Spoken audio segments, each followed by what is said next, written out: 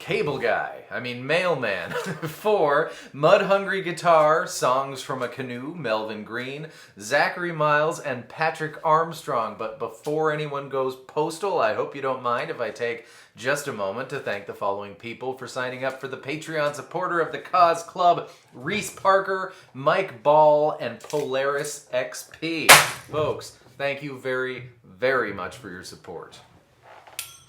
Not again. If you would like to find out what that's all about, the link, of course, is in the description.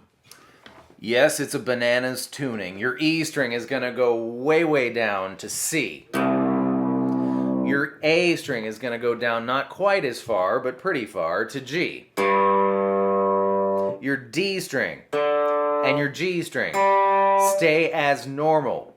And then, now everyone in internet land seems to think that B and E also stay normal, but I was watching some live versions, and the very first chord we're going to do, I'm going to call it the gray matter chord, because I have no idea what to call it, but it's going to be 10, 10, 13, 12, and there's some great shots of Kim and or Chris doing this chord, and when they do, you hear this note sometimes. And they're not doing anything with the B string, so the only possible explanations are, while one of them was doing this, the other one was playing this note, or this B string is being tuned up to C. So I'm going to tune it up to C just to be safe, and just to be even safer, I'm going to tune my E string way, way down to C, so that when I play the gray matter chord, I can just bar everything and go nuts. And nothing's wrong. So up to you. Leave B and E as normal and just don't play them throughout this entire song. Or turn them both to C and then, well, that's the safest bet, I think. So just to recap, C, G, normal D, normal G, C, and C. If it weren't like a thing that Soundgarden did, make totally bizarre tunings, I would say no chance. But certainly, it's within the realm of possibility that these two strings are C.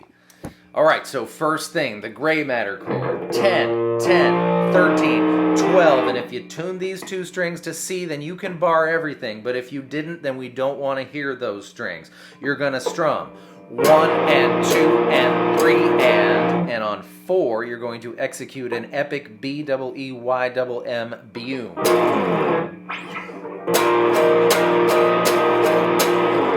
And then we're into the part that will become the verse. And there are 4 parts to this part. We're going to do each part of this part one part at a time. You're going to grab 5-5-5 on A, D, G. Of course, I'm going to call the strings what they're normally called so we don't have a stroke here. Strum A, D, G, followed by the low string. And if you get the E and the A string, that's okay too, because they are together a power chord. A really low C power chord. So we got high, low, low, high, low, low, high, low, low, 5, 4, 3.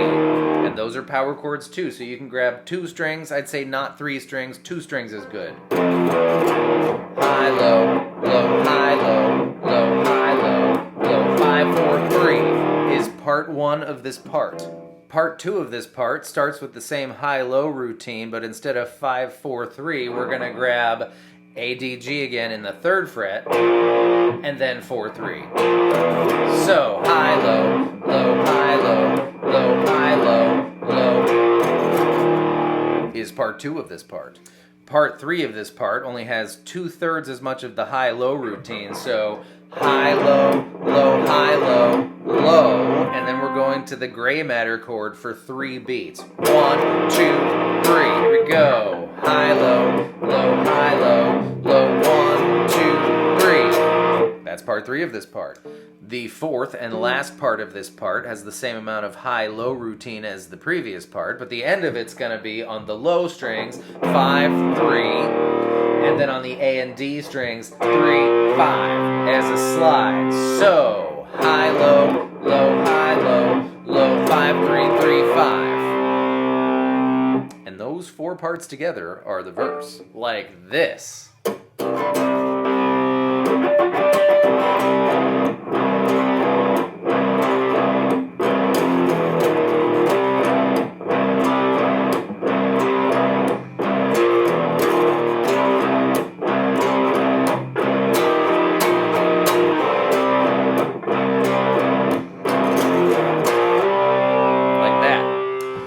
to do the verse a couple of times with singing, and then we're going into what I'm calling the chorus. But going into the chorus, the fourth part is going to be shorter. All you're going to do is high, low, low, high. Then there's a pregnant pause, of course, and we're going into the chorus. I'm going to do the chorus, then I'm going to say the chorus, and then I'm going to do the chorus again, because this is hard to explain. Here we go, nice and slow.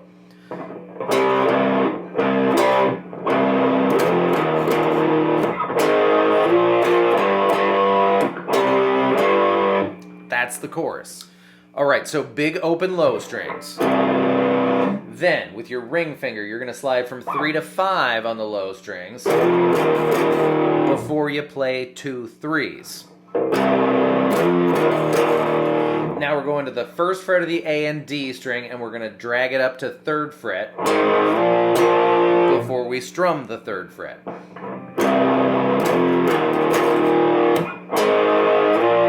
Open, open after that, and then the 5th fret of those strings, and right before we repeat, we hit open on those strings, which takes the place of the big low open that we did at the beginning. So when you repeat, you're not going to do that, you're going to do that.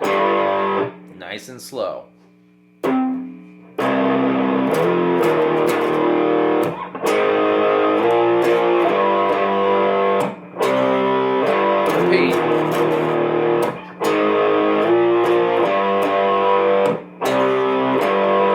Repeat a bunch of times, but the last time you do this section, when we're going into the first Riding You All the Way section, you're not going to make it to the 5-5 on the A and D strings. You're going to make it to here,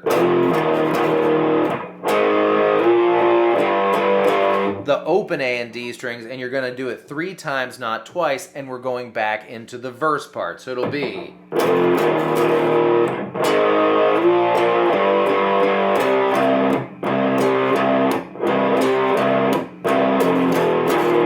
and so on and so forth.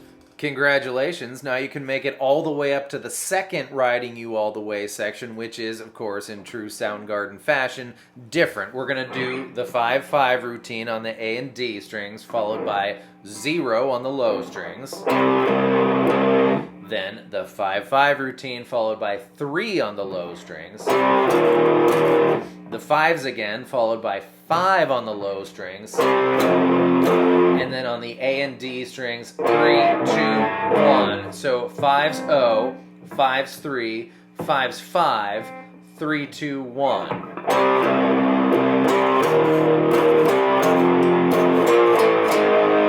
Over and over again. Home stretch, after the second Riding You All the Way section, there's a bridge, and it starts out with the verse rhythm. Now, I heard a new note in this chord here, and hey, maybe it was Kim doing a lead part while Chris did just kind of the 3s, but I'm going to include it anyways. If your guitar, we're going to have 3, 3, 3, 3, and if your guitar is tuned to C here, it's going to be the 5th fret of the B string. If it's tuned to B like normal, it's going to be the 6th fret, so whichever one applies to you. I almost did the wrong one for me. Is what it is. So here we go.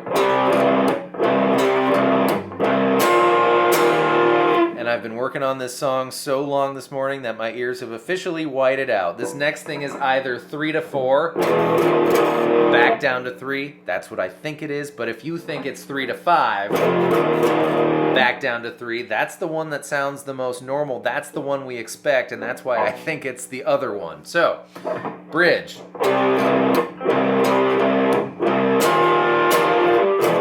Or...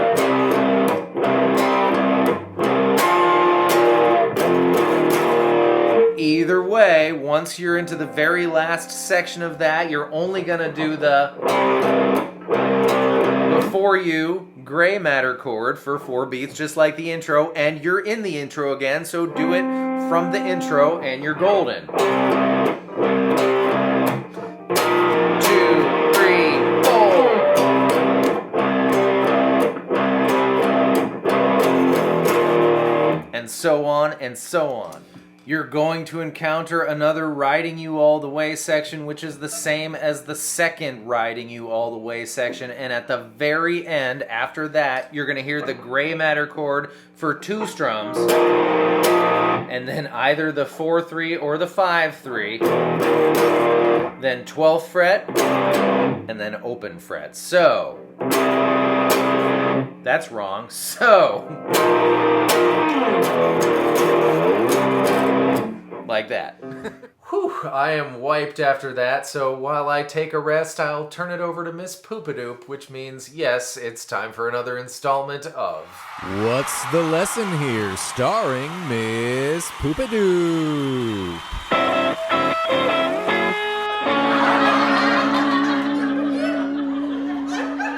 Hello and thank you for joining me while Ryan is having a wonderful nap. I want to tell you a little tidbitlet about this tuning. This song, despite the fact that it doesn't have any familiar power chord shapes, is largely a power chord song. When we tuned the E string, these frets are meaningless, I just put them somewhere, they're just shapes. When we put the E string to C, we moved it down 4 half steps. When we put the A string to G, we moved it down 2 half steps. The E string went down 2 more half steps, 2 frets lower than the A string did. So in order to accomplish our normal familiar power chord shape, we have to play the now C string, usually E string, 2 frets higher in relative terms. So that shape, when we play Mailman, is indeed a power chord. And of course, we tuned our A string, as we just said, down 2 half steps, 2 frets lower, and we didn't touch the D string. So in order to accomplish our familiar power chord shape, we have to do the exact same thing. That is now our A string, usually A string, now G string, root, power chord. So how freaking cool. 1-finger power chords off the E string and the A string. I feel triumphant right now. Thank you so much for being here. I hope that was fun and helpful, and I'll see you next time with more stuff. Goodbye.